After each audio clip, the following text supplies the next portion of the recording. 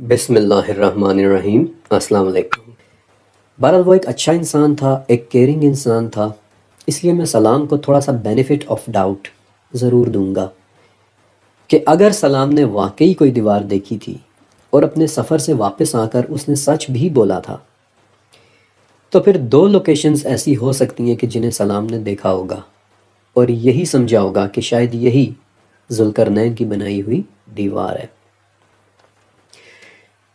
ان میں سے پہلی لوکیشن چائنا کے گانسو صوبے میں واقع ایک بہت بڑی دیوار ہے کہ جسے یومن پاس یا پھر دی جیڈ گیٹ کہتے ہیں، کہ جو اپنے زمانے میں انتہائی مشہور رکاوٹ ہوا کرتی تھی اور جو شمال سے آنے والے حملہ آوروں کو روکنے کے لیے بنائی گئی تھی۔ لیکن اگر آپ اسے دیکھیں تو آپ کو کہیں سے بھی یہ ذوالقرنین کی دیوار کی ڈسکرپشن پر پوری اترتی نظر نہیں آئے گی۔ اور دوسری لوکیشن ہے کیسپین سی کے کنارے آباد روس کا ایک قدیم شہر دربند اور اس کا قلعہ۔ دربند کا نام آپ میں سے شاید بہت کم لوگوں نے سنا ہوگا۔ دربند روس بلکہ دنیا کے قدیم ترین شہروں میں سے ایک شہر ہے۔ انفیکٹ دربند ایک اتنا قدیم شہر ہے کہ وہاں آج بھی 8ویں صدی کے لکھے ہوئے ڈاکیومنٹس ابھی تک موجود ہیں۔ لیکن تمام باتوں میں سے ایک اہم بات اس شہر کا نام ہے، یعنی دربند۔ دربند یعنی دروازے میں کھڑی ہوئی ایک رکاوٹ۔ جب میں نے دربند کے نام کے حوالے سے ریسرچ کی تو مجھے پتہ چلا کہ اس شہر کا نام دربند اس لیے ہوا کہ یہاں ایران کے بادشاہ خسرو دی فرسٹ نے ایک بہت عظیم الشان قلعہ بنوایا تھا، کیونکہ دربند پر ہمیشہ سے جنگلوں کے وحشی قبائل حملہ کرتے رہتے تھے اور یہ قلعہ اپنے پیچھے موجود کوکاکس کے پہاڑوں کو ان وحشی قبائل کے حملوں سے محفوظ بھی رکھتا تھا۔ اور یہ وہ وجہ ہے کہ اکثر لوگ دربند اور اس کے قلعے کو ذوالقرنین کی بنائی ہوئی رکاوٹ سمجھ لیتے ہیں۔ لیکن میرے خیال میں جتنی مرتبہ میں آپ کو ذوالقرنین کی بنائی ہوئی دیوار کی ڈسکرپشن بتا چکا ہوں، اب تو آپ خود بھی سمجھ گئے ہوں گے کہ دربند کا قلعہ ذوالقرنین کی بنائی ہوئی وہ دیوار ہرگز نہیں ہو سکتا۔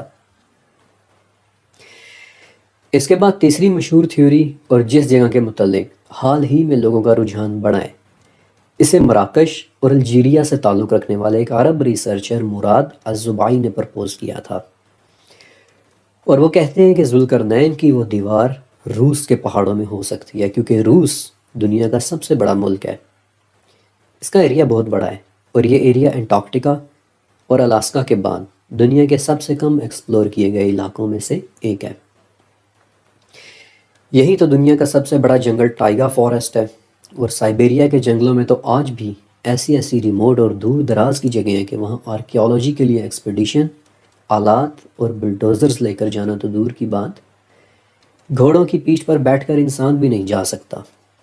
لہٰذا بہت ممکن ہے کہ روس کے پہاڑوں میں ہی کوئی جگہ ایسی ہو کہ جہاں ذوالقرنین نے وہ دیوار بنائی ہو اور جس کے بارے میں ہمیں کچھ بھی پتہ نہ ہو۔ زوائی کے مطابق سائبیریا کے پہاڑ دنیا کے پراسرار ترین علاقوں میں سے ایک ہیں، اور اپنی اسی تھیوری کو سپورٹ کرنے کے لیے زوبائی دراصل 1958 میں پیش آئے ایک واقعے کا ذکر کرتے ہیں جس کا نام ہے دیاتلوف پاس انسیڈنٹ۔ ایک ایسا گھناؤنا واقعہ کہ جس میں 9 رشین ہائیکرز روس کے برف پوش پہاڑوں میں ہائیکنگ کے لیے گئے لیکن کبھی زندہ واپس نہیں آئے۔ ان سب کے سب ہائیکرز کی موت ہو گئی، لیکن اس کیس کی اصل مسٹری ان لوگوں کی موت نہیں ہے بلکہ وہ انداز ہے کہ جس کے ساتھ ان کی موت واقع ہوئی تھی۔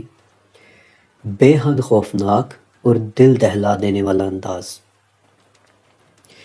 یہ 9 ہائیکرز کہ جو یونیورسٹی کے لڑکے اور لڑکیاں تھے، میچورڈ لوگ تھے، ہائیکنگ کا ایکسپیرینس بھی رکھتے تھے، آپس میں دوست بھی تھے۔ وہ لوگ رات کو کیمپنگ کے دوران جب کیمپ کے اندر سو رہے تھے تو کچھ ایسا ہوا کہ وہ لوگ اچانک اٹھے اور دیوانوں کی طرح جلدی میں کیمپ سے باہر بھاگنے کی کوشش کی، اتنی جلدی میں کہ برف والے گرم کپڑے بھی نہیں پہنے، یہاں تک کہ کیمپ کے زپ تک کھولنا گوارا نہیں کیا اور چاقو کے ساتھ کیمپ کو پھاڑا اور باہر کی طرف بھاگے۔ ان میں سے کوئی شخص صرف چند میٹرز تک ہی بھاگ سکا اور کوئی اس سے تھوڑا آگے، لیکن پھر وہ بھی برف میں دھنس گیا اور مزید آگے نہ جا سکا۔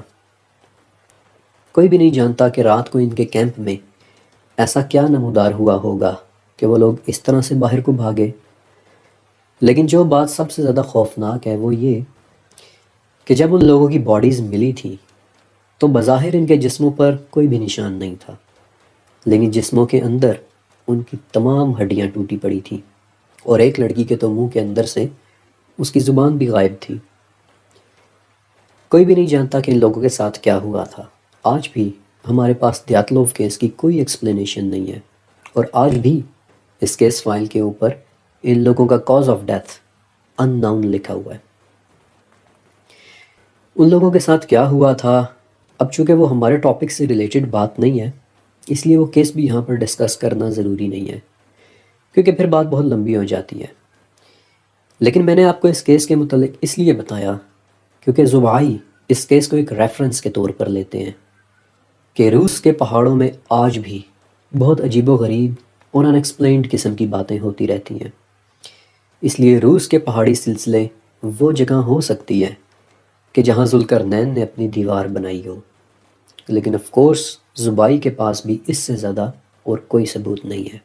اب اس سے پہلے کہ میں آج کی قسط ختم کروں اور آپ کو ذوالقرنین کی دیوار کی اصل لوکیشن کے متعلق بتاؤں، اس حوالے سے ایک تھیوری اور بھی ہے کہ جسے نہ تو ہم رد کر سکتے ہیں اور نہ ہی ایکسیپٹ، اور شاید یہی وہ وجہ ہے کہ زیادہ تر لوگ بالآخر اسی تھیوری کو ہی سپورٹ کرتے دکھائی دیتے ہیں، اور وہ یہ ہے کہ ذوالقرنین کی یہ دیوار غائبانہ ہے، آنکھوں سے ڈھکی ہوئی ہے، چھپی ہوئی ہے۔ وہ ہے تو ہمارے پاس یہیں کہیں، لیکن ہم اسے دیکھ نہیں پا رہے۔ اس دیوار کو ہماری نگاہوں سے اوجھل کر دیا گیا ہے، اور ہم چاہے جتنا مرضی ٹیکنالوجی کا استعمال کر لیں، ہم اس دیوار کو ڈھونڈ نہیں پائیں گے۔ اب یہ ایک ایسی تھیوری ہے کہ جو اس دیوار اور اس کی لوکیشن کے غیبی ہونے پر زور دیتی ہے، اور یہ بات ایمان اور اعتقاد کی ہو جاتی ہے۔ لیکن ایک بات یاد رکھیے گا کہ جب ذوالقرنین اپنے تیسرے ڈیسٹینیشن پر پہنچے تھے تو وہ کوئی غیبی جگہ نہیں تھی۔ جب ذوالقرنین نے وہ دیوار بنائی تو وہ کسی غیبی مٹیریل سے نہیں بلکہ ایک بہت سالڈ مٹیریل یعنی لوہے اور تانبے سے بنائی تھی۔ اور اس دیوار کے سٹرکچر کے متعلق انشاءاللہ آگے چل کر میں مزید ڈسکس کروں گا بھی۔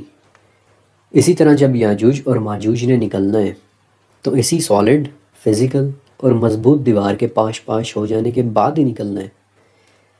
لیکن یہ تھیوری چونکہ پرسنل بلیف سے تعلق رکھتی ہے، اس لیے ہمیں کسی کے بلیف کو ہرٹ نہیں کرنا چاہیے، اس لیے نہ ہم اس تھیوری کو ریجیکٹ کرتے ہیں اور نہ ہی ایکسیپٹ۔